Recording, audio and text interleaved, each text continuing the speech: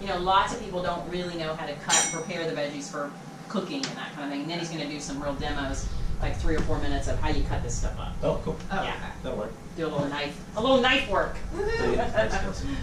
All right, stand by. One's rolling. Laura, and count her in 3, Stand by. 3, 2. 2, 1.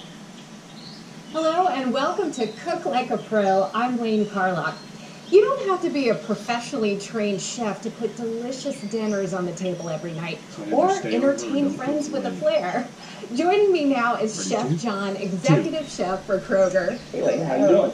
Good to see you. All right, so Chef John has got a delicious recipe just in time for your next summer brunch. We're going to do a simple and easy frittata. And it's something we're going to start in the saute pan, but then we're going to finish it under a broiler to get it completely cooked all the way through and give it some really good caramelized appearance on the top.